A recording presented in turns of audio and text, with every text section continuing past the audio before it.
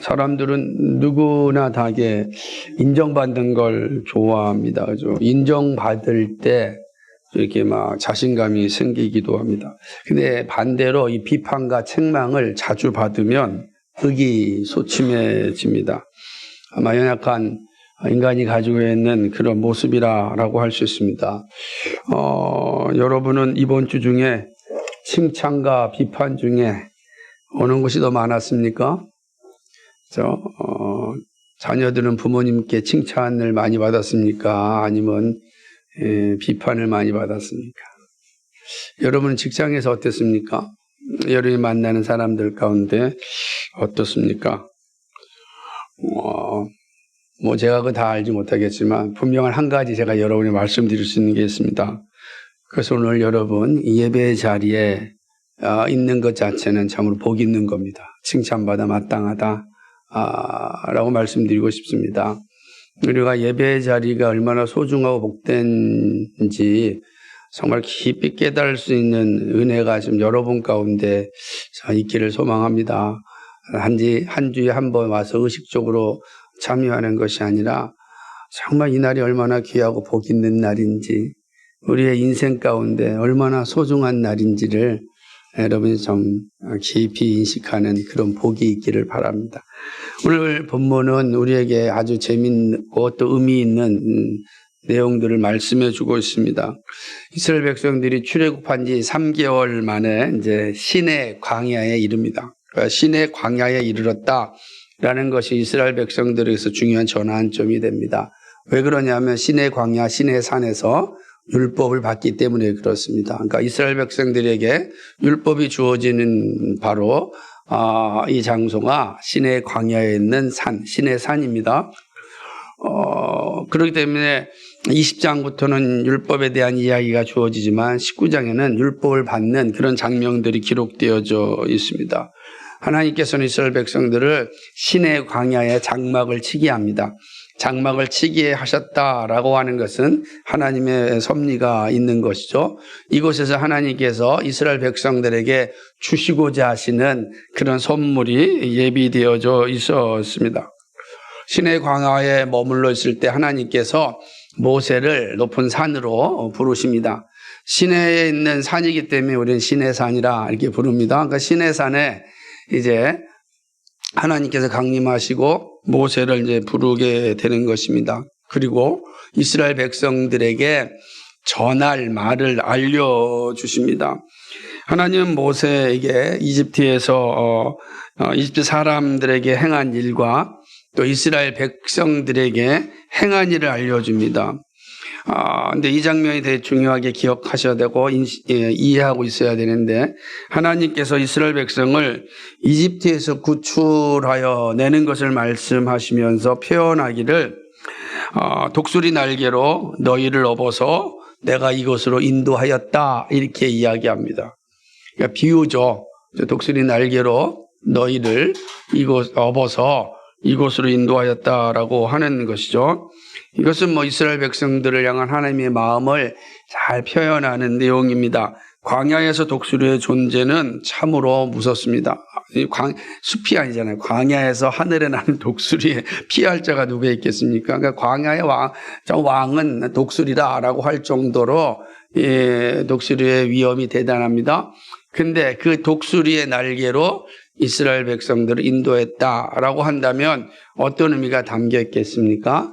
가장 안전하게 그리고 가장 빠르게 내가 너희를 인도하였다라고 하는 의미입니다. 그러니까 하나님께서 그 200만 명이나 되는 이스라엘 백성들을 마치 독수리 날개에 또 업어서 인도했다고 표현하는 거예요. 그러니까 200만이 가장 안전하게 가장 빠르게 이집트를 나와서 광야에 이르게 하였다. 이 모두가 하나님의 하신 일이다라고 하는 것입니다. 그런 후에 하나님 모세에게 중요한 말씀을 하는데 세계가 다 내 것이다라고 말씀을 합니다. 그러면서 이스라엘이 이 사실을 기억하고 내 말을 잘 듣고 내 언약을 지킨다면 모든 민족 중에서 내 소유가 되겠고 내게 대하여 제사장 나라가 되며 거룩한 백성이 될 것이다 라고 이렇게 말씀을 합니다. 5절과 6절의 내용인데요. 여기서 하나님께 세계가 다 내게 속하였다라고 하는 것은 하나님의 창조주 되심을 다시 한번 선언하시는 거죠. 계시하여 주시는 겁니다. 하나님이 창조주시다. 모든 것이 다 하나님에게 하나님의 것이다라고 하는 것입니다. 그리고 이스라엘 백성들이 어떠한 존재로 쓰임 받을 것을 알려줍니다. 이렇게 얘기하십니다. 내 말을 듣고 언약을 지키면 하나님의 소유가 될 것이다. 이렇게 표현을 합니다. 여기서 소유라고 하는 이 세구라라고 하는 단어는 어떤 의미를 가지고 있냐면 특별한 아주 보물이다. 이런 뜻이에요. 그러니까 이스라엘 백성들이 하나님에게서 어떤 존재요? 보물과 같은 존재. 그냥 보물이 아니라 아주 특별한 보물이다. 여러분에게서 특별한 보물은 다 숨겨놓지 않습니까? 나만 보고 싶고 절대로 이게 생기지 않게 하고 싶은 거, 이게 바로 이 말씀하신 거. 하나님께서 내가 너희를 내 소유로 뭐 하면요? 말씀을 듣고 언약을 지키면 내 소유가 될 것이다 라고 이야기하는 것입니다. 또한 제사장 나라가 된다는 것입니다. 제사장은 백성을 대표해서 하나님을 만나는 직분입니다. 그런데 이스라엘이 제사장이 될 뿐만 아니라 제사장 나라가 된다라고 하는 거예요. 우리는 이 표현을 베드로전서 2장 9절에서 보았던 것처럼 왕 같은 제사장이라 같은 겁니다. 나라는 것, 왕의 의미를 포함하고 있으니까 왕 같은 제사장 나라가 된다라고 이야기하는 것입니다. 그러니까 하나님께서 이스라엘을 통해서만 하나님께 이 세상을 다스리겠다 이런 표현을 하고 있는 거예요. 이 세상의 중심이 어디에 있다? 이스라엘이다. 그리고 이스라엘을 통하여서 하나님께서는 만나시겠다라고 하는 의미를 포함하고 있는 것입니다. 동시에 하나님이 이스라엘을 통하여 그의 뜻을 나타내시는데 그것은 바로 거룩한 백성입니다. 이스라엘은 선택받은 백성으로서 특별한 지위를 소유한 사람이 되는 것이죠. 그 거룩한 백성이 된 겁니다. 거룩하다라고 하는 것은 선택받은 사람을 의미하는 거예요. 너희는 나에게 선택받은 특별한 존재다라고 말씀하고 있습니다. 그럼 이 말에 함의되어져 있는 건요, 거룩한 백성이니까 거룩한 백성에 합당한 삶이 있어야 된다라는 것이 포함되어 있습니다. 이 말씀을 듣고 모세는 다시금 산으로 내려옵니다. 오늘 말씀을 보면 모세가 오르락 내리락 하는 게 계속 반복됩니다. 야산이 아니에요. 그 긴 산을 오르락 내리락 하고 있는 모습을 보게 됩니다. 그리고 장로들을 불러서 하나님이 자신에게 명령하신 말씀을 다 전합니다. 그러자 모든 백성이 모세 앞에 뭐라고 표현하냐면 여호와께서 명령하신 대로 우리가 다 행하겠습니다 라고 이야기합니다. 되게 중요한 고백입니다. 그런데 이스라엘 백성들은 이 고백대로 살지 못합니다. 그죠? 그래서 어떻게 됐습니까? 나라가 망하게 됩니다. 나라가 망해야 될 뿐만 아니라 어떤 지위가 박탈되었습니까? 제사장 나라의 지위가 박탈당합니다. 왜냐하면 제사장을 하는 게 예배하는 거 아니에요? 그런데 이스라엘 백성들 70년 동안 나라가 빼앗겼어요. 하나님을 예배할 수 없게 된 겁니다. 성전이 파괴되었습니다. 하나님을 예배할 수 없는 제사장 나라가 되지 못하였습니다. 그러니까 이 고백을 잘 기억하고 있어야 되는 겁니다. 우리가 다 행하겠다 했는데 행하지 못함으로 인하여 이스라엘은 잠시 동안 제사장 나라가 되지 못하게 됩니다. 모세는 이 백성들의 말을 하나님께 그대로 전합니다. 이 모세의 모습을 잘 보게 되면 하나님과 이스라엘 백성들 사이에 중보자의 역할을 하고 있는 것을 보게 됩니다. 하나님의 말씀을 쓰는 백성들에게 이스라엘 백성들의 고백을 하나님께로 연결하는 중보자의 역할을 지금 모세가 다 하고 있습니다. 여호와는 다시 모세에게 말씀합니다. 근데 하나님께서는 어디서 말씀하냐면 아주 9절 말씀 볼까요? 여호와께서 모세에게 이르시되 내가 빽빽한 구름 가운데서 내게 임함은 이렇게 말하는 겁니다. 그러니까 지금 빽빽한 구름 가운데 아주 양 모든 사람이 볼 수 있는 거죠. 여러분 구름이 한 군데 다 모여 있다고 본다면 우리 다 알 거 아니겠어요? 그 구름 가운데서 하나님께서 모세에게 말씀합니다. 왜 이렇게 하셨을까? 이렇게 한 이유가 분명하죠. 하나님을 볼 수 없는 이스라엘 백성들로 말미암아 모세가 하나님과 대화하고 있음을 보여주시기 위함입니다.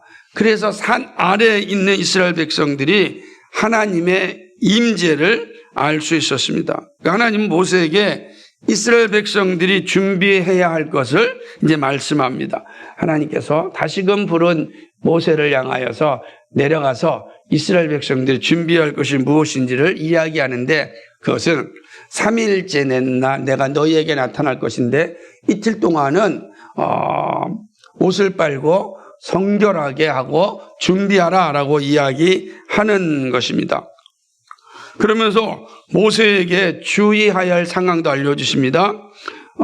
옷을 빨고 성결하고 준비할 뿐만 아니라 백성들을 위하여 주위에 경계선을 만들라는 겁니다. 그러니까 이 시내산 하나님과 이스라엘 백성들 사이에 경계선을 만드는 겁니다.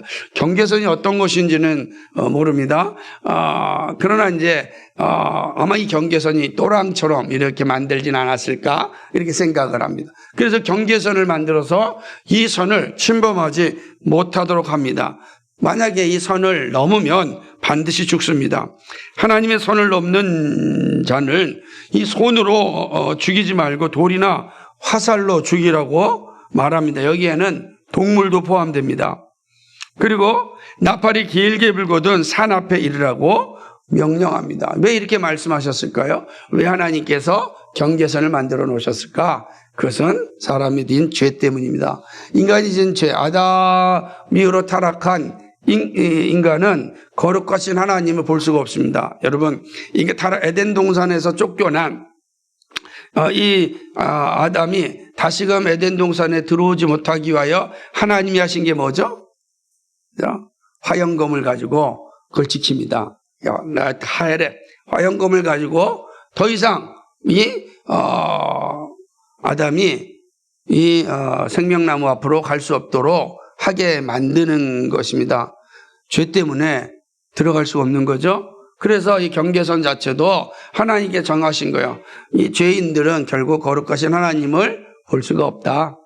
오직 구원받은 자, 구원받은 자만, 하나님께서 선택받은 자만, 하나님께서 중보자로 세운 자만 하나님을 볼 수가 있다. 이 사실을 이 경계선을 통하여서 백성들에게 알려주고 누구든지 여기가 짐승이라도 침범하면 죽임을 당하게 된다라고 이제 말씀을 하는 것입니다. 모세는 이제 다시금 산에서 내려옵니다. 그리고 하나님께 받은 이 말씀을 다시 전합니다. 그러자 모든 백성이 말씀에 순종하여 옷을 빨고 여자를 가까이 하지 않고 셋째 날을 기다립니다. 14절의 말씀이죠. 그리고 드디어 셋째 날 아침이 되었습니다. 우레와 번개와 빽빽한 구름이 산 위에서 있고 나팔 소리가 크게 들립니다. 말씀하신 대로 이 우레와 번개와 빽빽한 구름이 나타납니다. 그러자 이스라엘 백성들이 다 두려워 떨게 되는 것입니다. 우리가 이게 글로만 읽지만 이게 광야에서 산 위에 이런 장면이 있었다고 생각해 보십시오. 우리가 잠시라도 여름날 아주 그냥 시커멓게 이게 비가 많이 오는 날 시커먼 구름과 함께 번개가 빵빵 치면은 우리 무서워하지 않습니까? 막. 그런데 대낮에 그죠? 그 하늘에 빽빽한 구름이 있고 우레의 소리 나고 번개 소리가 납니다. 번개가 칩니다. 그러니 두렵지 않겠습니까? 하나님의 임재가 분명하게 나타나는 것을 보게 되는 것입니다. 모세는 하나님을 맞이하기 위하여 백성들을 데리고 이제 장막에서 나오게 됩니다. 그리고 산 기슭에 다서게 됩니다. 이때 시내산에는 연기가 자욱합니다. 그리고 불 가운데서 하나님께서 강림하십니다. 연기가 오르고 온 산이 크게 진동하는 그 장면 한번 상상해 보시기 바랍니다. 그 나팔 소리가 점점 커지자 하나님께서 음성으로 이스라엘 백성들에게 대답하십니다. 하나님이 이 시내산 꼭대기에 임하시고 다시금 모세를 부르십니다. 이제 또다시 산으로 올라갑니다. 몇 번째인지 모릅니다. 다시 산으로 올라가는 모세를 봅니다. 그리고 하나님 모세에게 경고합니다. 다시 한번 경고합니다. 똑같은 경고인데 백성들이 나를 보려고 올라오면 많이 죽는다. 그러므로 결코 올라와서는 안 된다. 다시 한번 강조합니다. 왜 그런지, 왜 하나님께서 이렇게 계속해서 반복하여 이렇게 말씀하시는지 우리가 기억해야 됩니다. 인간이 가진 죄성은요, 하나님의 말씀에 순종하지 않고 자기의 욕망에 따라 끊임없이 그 탐욕을 추구하려고 하죠. 그러다가 죽는 거예요. 하나님께서 은혜를 준비해 주셨는데 그 은혜를 자기의 탐욕으로 사용할 때 반드시 하나님의 심판을 받게 됩니다. 여기에는 제사장들도 마찬가지다라고 하는 것입니다. 거룩하지 않으면 제사장이라고 해서 예외가 아닙니다. 제사장도 동일하게 심판을 받는다 말씀을 합니다. 다 이렇게 하신 이유가 뭐죠? 죄 때문입니다. 죄는 거룩하신 하나님 볼 수 없습니다. 오직 죄사함만 받은 사람만 하나님을 볼 수 있습니다. 그러므로 누구도 이 경계선을 넘을 수 없습니다. 그러자 모세는 하나님께 말씀하신 대로 다 행하였다고 말합니다. 하나님 모세의 말을 듣고 내려가서 이제 아론과 함께 올라오라고 이야기합니다. 자, 이제는 아론과 함께 올라오라는 거예요. 그리고 장로들과 대제사장들은 경계선 밑에 있으라라고 이야기를 하는 것입니다. 모세는 오르락 내리락 하면서 하나님과 백성들 사이에 중보자의 역할을 충실하게 감당합니다. 이렇게 이스라엘은 시내 광야, 시내산에서 하나님의 강림하심을 보게 됩니다. 이거는 이스라엘 전체에게 매우 중요한 전환점이 됩니다. 시내산은 앞서 말씀드렸듯이 율법을 수여하기 위한 장소입니다. 이집트를 떠나 가나안의 삶을 위하여 가나안에서 삶을 위하여 하나님의 백성들이 살아가야 될 삶의 지침을 율법으로 준비하셨습니다. 율법은 기준입니다. 삶의 기준입니다. 기준이 무너지면 자기 소견에 옳은 대로 살아갑니다. 자기 소견에 옳은 대로 살아가는 사람들은 다른 사람의 말을 듣지 않습니다. 자신이 전부인 거로 생각합니다. 그러다 멸망하는 겁니다. 자기 소견에 옳은 대로 산 사람들은 다 멸망하였습니다. 그게 사사기의 역사예요. 사사기는 그 역사를 우리가 분명하게 보여줘요. 왕이 없으므로 사람들이 자기 소견에 옳은 대로 행하더라. 그 자기 소견에 옳은 대로 행한 사사시대의 역사는 끔찍한 죄악의 역사였습니다. 그 사실을 하나님께서 미리 아셨기 때문에 기준을 분명히 세워준 겁니다. 법을 주셨어요. 법을 지키면 이 법이 어떠한 삶을 살아야 할지를 알려주는 것입니다. 그러나 율법에 주신 목적은 안타깝게도 구원에 이르는 것은 아닙니다. 율법은 우리로 하여금 죄를 깨닫게 하기 위하여 주신 겁니다. 우리가 죄인이다라는 사실을 인식하고 죄인된 우리가 어떻게 하면 하나님 나라의 백성으로 살 수 있을까를 정확하게 인식하기 위하여서 율법을 주셨습니다. 이스라엘 백성들이 율법을 받기 위하여 시내산에 모였습니다. 시내산에 도착하여 율법을 받는 이 과정은 우리에게 매우 중요한 교훈을 줍니다. 우리는 지금 시내산에 도착하였고 시내산 위에서 하나님께로부터 율법을 받는 이 과정 속에서 우리에게 들려주시는 매우 중요한 구속사적인 교훈이 있습니다. 우리는 그 사실을 본문을 통해서 4가지로 살펴보고자 합니다. 첫 번째는요, 중보자 예수 그리스도가 우리의 구원자라고 하는 사실입니다. 중보자 없이 구원은 없습니다. 그죠? 이거는 제목이니까 이 내용을 설명해 보겠습니다. 이 놀라운 사실은 모세를 통하여 보여주었습니다. 하나님은 모세를 통하여 말씀하십니다. 그리고 사람의 이야기를 모세를 통하여 듣습니다. 시내산에 도착한 이 모세는 오르락 내리락 하면서 하나님의 뜻을 전하고 사람의 결정을 하나님께 알립니다. 하나님이 그 모든 것을 모르셔서 그렇게 하는 것이 아닙니다. 하나님이 작정하신 구원의 방법을 알려주시기 위함입니다. 전지전능하신 하나님 말씀을 이 세계는 내게 속하였다 그랬잖아요. 창조주 하나님이 이스라엘의 상황을 몰라서 모세를 오르락 내리락 하였을까요? 그러지 않습니다.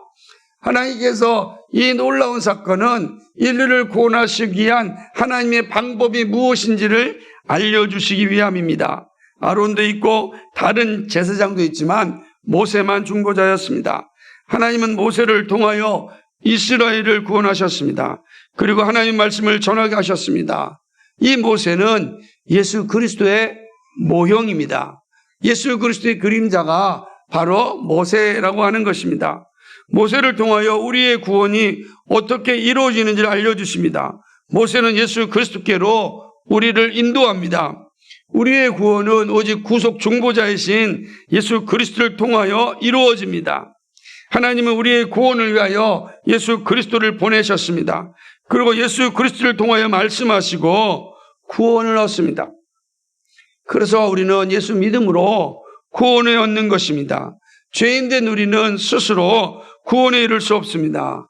율법을 지킬 수도 없습니다. 죄인은 스스로 하나님께로부터 독립하여 살고자 하는 속성이 있습니다. 그래서 끊임없이 자신의 죄를 다 감추려고 합니다. 나는 죄인이 아니다. 죄인이라고 한다면 독립적인 삶을 살 수가 없어요. 그러니까 죄인이 아님을 끊임없이 감추고 독립적인 삶을 살고자 몸부림치는 것입니다. 그러나 인간은 스스로 자기가 독립적으로 자신의 삶을 산다고 해서 구원에 이를 수가 없습니다. 더군다나 인간은 율법을 온전히 지킬 수도 없습니다. 어떤 행위로도 구원에 이를 수가 없습니다. 우리의 죄 문제를 해결할 수 있는 분은 오직 예수님입니다. 예수님만이 우리를 구원할 수 있습니다. 우리를 하나님께로 인도하십니다. 나는 길이요 진리요 생명이니 나로 말미암지 않고는 하나님께로 올 자가 없다고 말씀하셨습니다. 예수님은 우리의 모든 죄를 다 짊어지시고 십자가에 죽으셨습니다. 하나님은 그 죽으심을 보고 우리의 죄 없다고 인정하셨습니다. 죄의 싹, 다시 말하면 율법의 모든 요구를 다 담당하신 예수 그리스도를 믿을 때 우리는 구원에 이르게 되었습니다. 예수님이 우리를 왕같은 제사장으로 거룩한 나라로 소유된 백성으로 만들어 주십니다. 이스라엘의 은혜로 제사장 나라이며 거룩한 백성이 되었지만 실패하였습니다. 그런데 주님께서 우리를 모든 죄에서 구원하시고 온전하게 하셨습니다. 왕같은 제사장과 거룩한 나라와 소유된 백성이 되게 하셨습니다. 이 모든 것이 예수 그리스도의 중보로 주어졌습니다. 그래서 우리는 날마다 입술로 고백해야 합니다. 주 예수님, 제가 예수님을 믿습니다. 왜냐하면 이 믿음이 우리를 구원에 이르게 하기 때문입니다. 이 사실을 우리는 이 시내산에서 볼 수가 있습니다. 중보자 예수 그리스도만이 우리를 하나님께로 인도하십니다. 두 번째는 구원의 은혜는 언약 백성의 삶에서 나타납니다.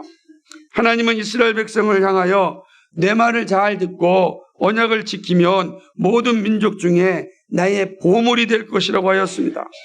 얼마나 감사한 선물입니까? 그런데 여기서 오해를 하면 안 됩니다. 이 말씀이 중요한 거예요.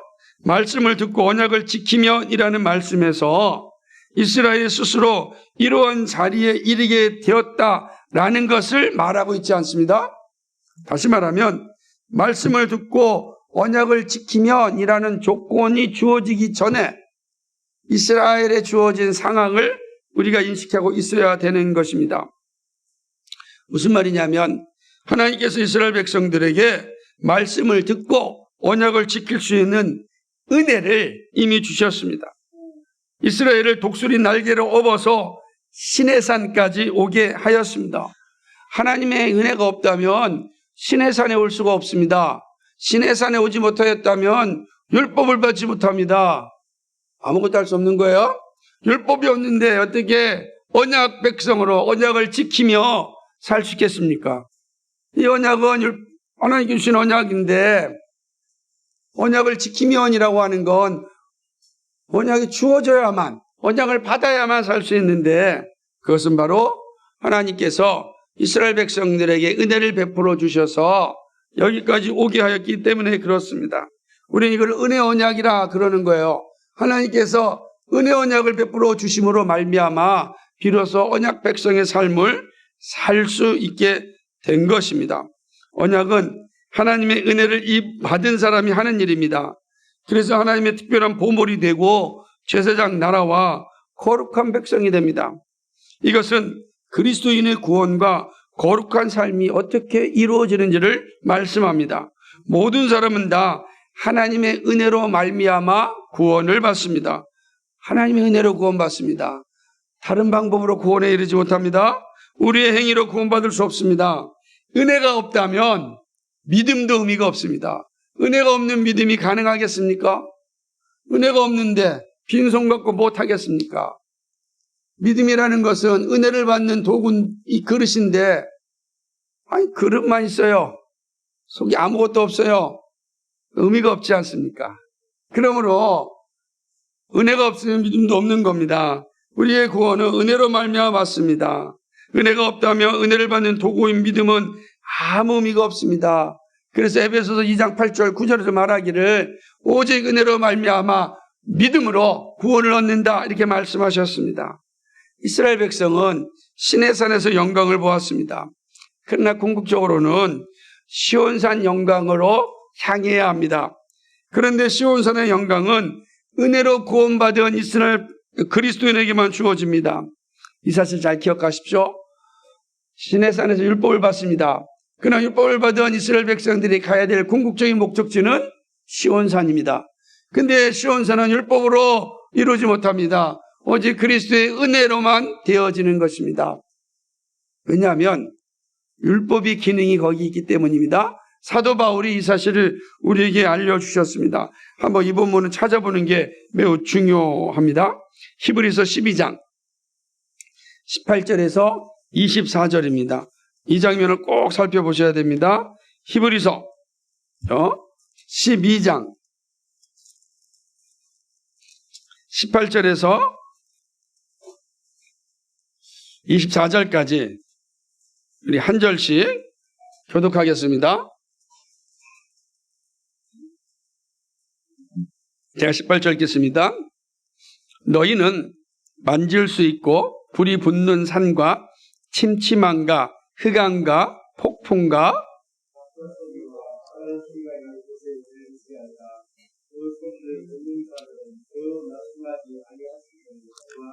이는 짐승이라도 그 산에 들어가면 돌로 침을 당하리라 하신 명령을 그들이 견디지 못함이라.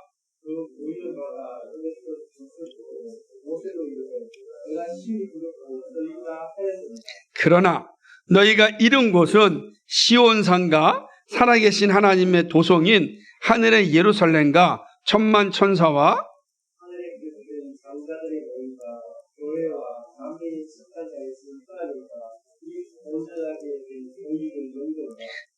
같이 읽습니다. 새 언약의 중보자이신 예수와 및 아벨의 피보다 더 나은 것을 말하는 우리는 피니라. 아멘.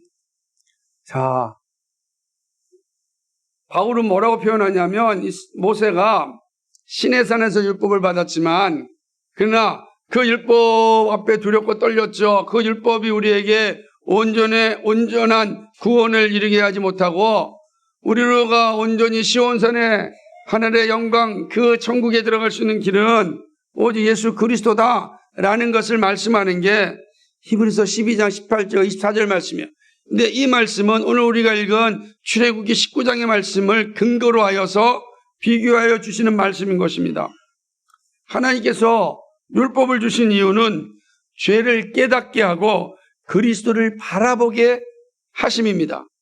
그러므로 율법을 받는 자리가 두렵고 떨리는 자리입니다. 왜 그렇습니까?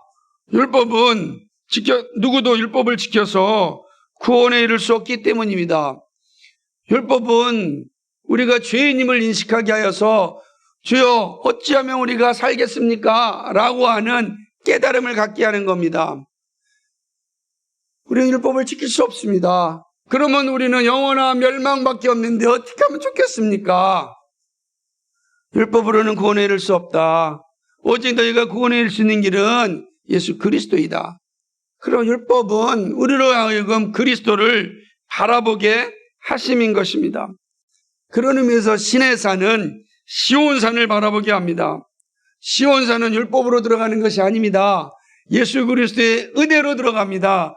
누구든지 예수 그리스도를 믿으면 그의 거룩한 피가 우리의 모든 죄를 다 씻어주시고 우리로 하여금 의롭다고 인정하여 주셔서 시온산 그 하나님의 나라에 들어가는 것입니다. 오직 새 언약의 중보자이신 예수 그리스도의 은혜로 우리가 하나님 나라에 들어갑니다. 이거를 시온산에서, 시내산에서 우리에게 미리 보여주고 있습니다.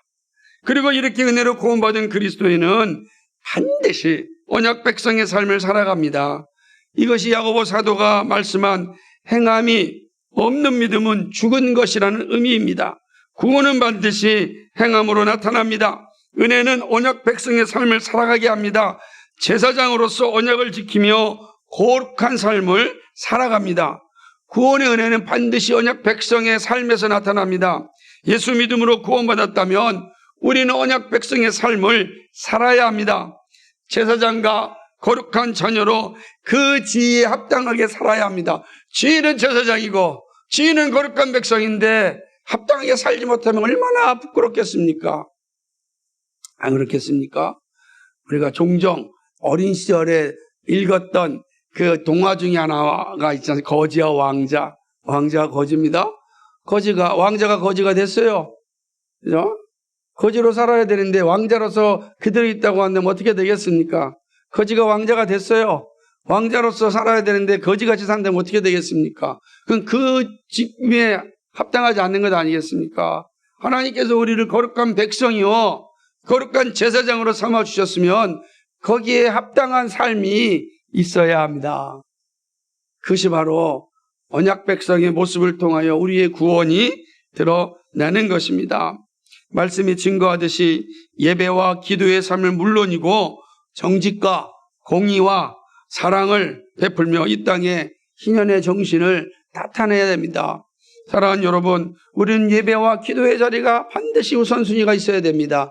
그런데 예배의 기도의 자리는 우리로 하여금 이 땅 가운데 사랑과 정직과 공의를 향하며 주님께서 오셨던 희년의 정신을 이 땅에 나타내는 것이 바로 언약 백성의 삶인 것입니다. 그러기 위하여 우리는 열심히 공부하고 열심히 또 일하는 것입니다. 여기에 우리의 삶의 이유와 목적이 다 담겨져 있어요. 언약 백성으로서 살기 위하여 우리가 분투하는 것입니다. 이 사실을 기억하면서 삶의 현장 어디에서나 구원받은 자녀로서의 자세를 지킬 수 있기를 소망합니다. 세 번째는요, 주님을 만나고자 준비하고 기다릴 때 만나는 기쁨을 누릴 수 있습니다. 중요합니다. 준비하고 기다릴 때. 이게 중요한 거야. 이 부분은 매우 중요합니다. 이스라엘 백성들에게 하나님이 요청하신 것은 이틀 동안 깨끗하게 하고 셋째 날을 기다리라는 겁니다. 자, 셋째 날 내가 너에게 올 텐데 이튿날을 준비하라. 이렇게 말합니다. 셋째 날은 약속의 날입니다.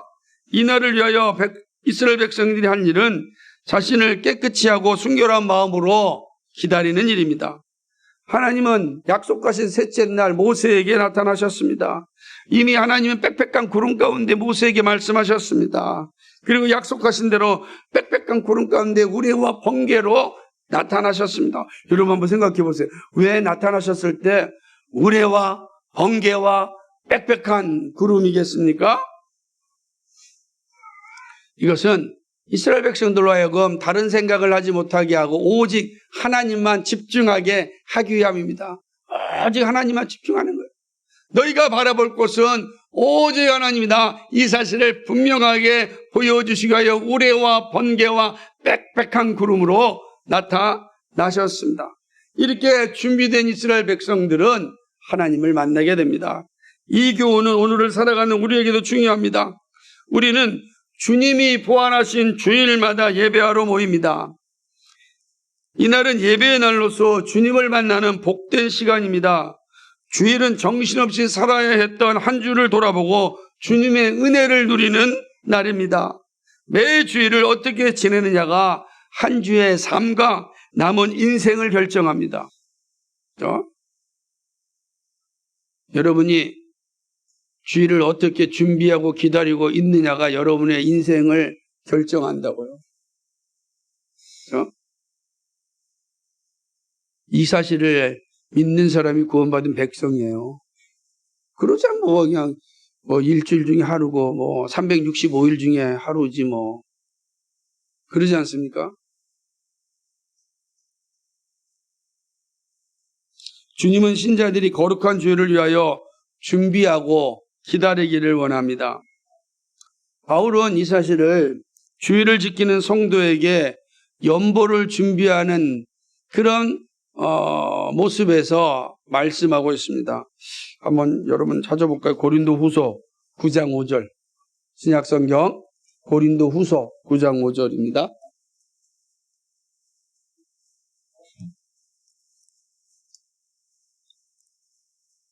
같이 읽겠습니다. 시작. 그러므로 내가 이 형제들로 먼저 너희에게 가서 너희에게 전에 약속한 연보를 미리 준비하게 하도록 권면하는 것이 필요한 줄 생각하였노니 이렇게 준비하여야 참 연보답고 억지가 아니니라. 아멘.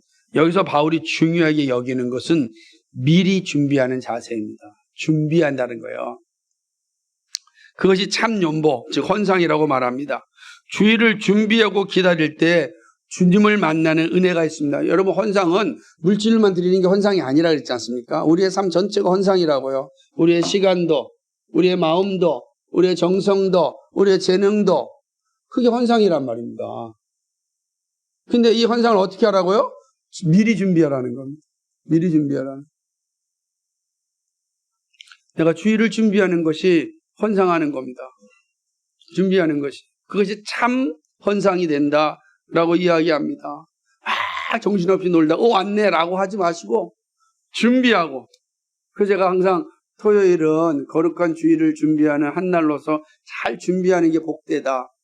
오늘도 나에게 주시는 하나님의 말씀이 무엇일까 기대하며 기다리는 때 하나님이 만나주시는 역사를 보게 되는 것입니다. 그렇죠? 부활의 주님은 오늘 우리와 함께 살아계십니다. 그리고 준비하고 기다리는 자녀를 너무 기뻐하십니다. 마치 기름을 준비하고 기다렸던 지혜로운 그 5 처녀와 같습니다. 그 지혜로운 5 처녀는 마침내 신랑을 맞이하는 기쁨을 누렸습니다. 이렇게 우리가 주일을 준비할 때, 주님 만남을 기대할 때 주님을 만나는 은혜가 있게 되고 그것은 우리의 삶을 완전히 사로잡게 만들어주는 것입니다. 주일을 단지 일주일의 하루가 아니라 주님을 만나는 영광의 날이 되어야 합니다. 말씀이 살아서 내 영혼을 치유하게 됩니다. 준비하지 않고 기다리지 않는데 무슨 기쁨이 있겠습니까? 여러분, 오늘도 준비되지 않은 마음이었다면 여러분 회개하시기 바랍니다. 그러나 누구라도 주님을 만나고자 준비하고 기다릴 때 주님을 만나십니다. 여기에는요, 부활하신 주님이라고 하는 분명한 신앙 고백이 전제되는 거예요. 주님은 살아계신 분이란 말이에요. 살아계시지 아니하면 만날 수 없죠. 살아계신 분이니까 만날 수 있는 겁니다. 부활신앙이 여기 있어요. 우리의 부활신앙이 얼마나 중요한 것은 주님이 살아계시기 때문에 언제 만날 수 있는 겁니다. 여러분이 오늘도 그 마음이 있다면 주님은 여러분을 찾아오시고 여러분을 만나주시고 여러분의 인생을 정말 변화시키십니다. 역사가 그래요. 부활의 주님을 만난 사람들마다 나라마다 역사가 다 바뀌었습니다.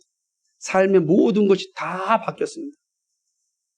부활하신 주님을 만났는데 어떻게 이전의 삶을 살 수 있겠습니까? 불가능합니다. 불가능합니다. 마지막으로 믿음의 길은 말씀을 순종할 때 끝까지 감당할 수 있습니다. 하지 말라고 하면 더 하고 싶은 것이 부패한 사람입니다. 그래서 싸우는 사람 말리면요 더 큰 싸움이 일어나는 것을 종종 보게 됩니다. 이것은 첫사람 아담의 모습이 시작되었습니다. 여러분 선악과 먹지 말라 그랬잖아요. 그럼 먹지 않으면 되잖아요. 근데 먹었습니다. 인간의 모습이죠. 하지 말라고 하면 왜 이렇게 잘합니까? 선악과를 먹고서 에덴으로 쫓겨났습니다. 그리고 큰아들이 동생을 죽이는 끔찍한 살인사건을 보게 됩니다. 아담이 본다고요. 아버지가 자식들이 서로 죽이는 사건을 눈앞에서 보는 겁니다. 여러분 상상을 해보십시오. 이게 얼마나 끔찍합니까? 내 사랑하는 형제들이 서로 죽인다고요? 그걸 눈앞에서 봅니다. 그게 아담이에요. 그의 심정이요 다 찢어졌을 겁니다. 왜 그렇게 됐습니까? 죄 때문이죠. 불순종 때문이죠. 하지 말라는 거 했기 때문이죠. 이유로 모든 인류는 같은 죄를 반복하여 짓고 있습니다.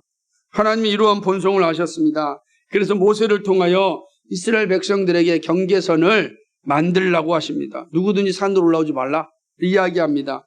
경계선을 넘으면 누구든지 죽임을 당한다라고 이야기합니다. 이 사실을 두 번이나 반복하여 이야기하지 않습니까? 12절과 13절과 21절, 22절입니다. 그만큼 인간의 죄성을 잘 알고 계셨기 때문입니다. 근데 놀라운 사실은 무엇입니까? 준비한 경계선만 지키면 문제가 없습니다. 그러면 약속된 복을 받게 됩니다. 이것이 바로 믿음입니다. 믿음은 약속의 말씀에 순종하는 일입니다. 말씀이 가는 데까지 가고 말씀이 멈추는 데서 멈추는 것입니다. 그러기 위해서 우리는 말씀을 듣고 읽고 배워야 됩니다. 믿음은 말씀을 경계선으로 삼고 살아가는 일입니다. 어떻게 사는 것이 믿음입니까? 말씀을 따라 사는 것입니다. 말씀을 따라 살려면 다시 반복하지만 말씀을 듣고 읽고 배워야 합니다. 말씀을 듣는 것은 설교입니다. 말씀을 읽는 것은 묵상하고 통독하는 일입니다. 배우는 것은 말 그대로 성경 공부입니다. 이러한 자세가 있을 때 믿음의 길을 가게 됩니다. 역사상 이방의 첫 번째로 세워진 교회가 안디옥 교회입니다. 그 안디옥 교회의 모습이 이 모습을 잘 보여줍니다. 오늘 모세 공동체 말씀 나눌 때 그 사실을 다시 한번 살펴볼 것입니다. 말씀을 배워야 합니다. 그러면 믿음의 길을 가게 됩니다. 믿음이 주는 영광을 보게 됩니다.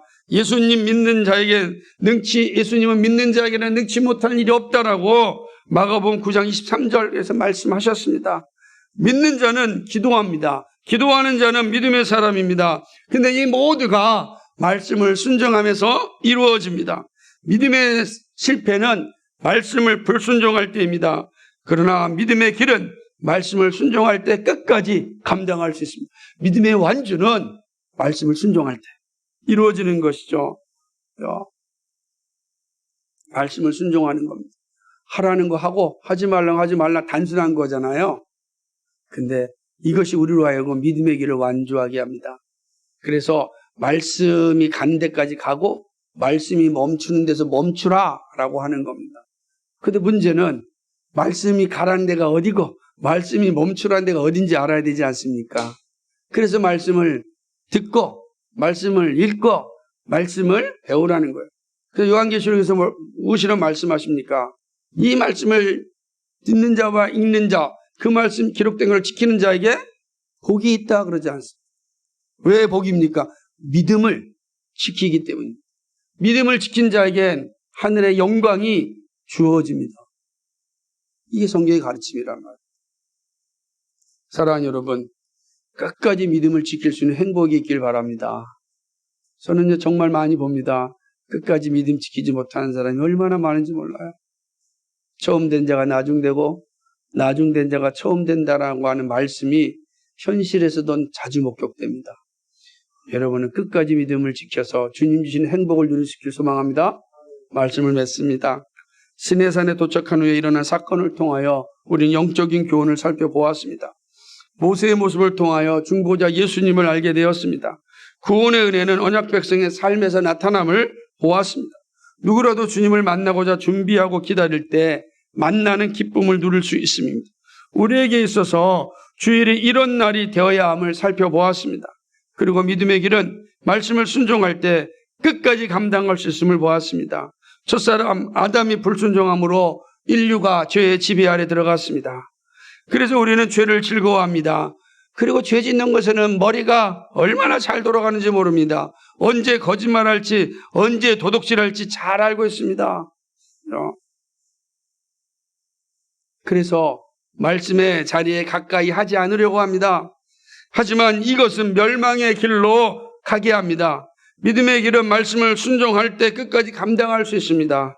얼마나 많은 사람들이 오늘날 도피 성도로 살고 있습니까? 우리도 그렇게 되지 않으리라고 보장할 수 있겠습니까?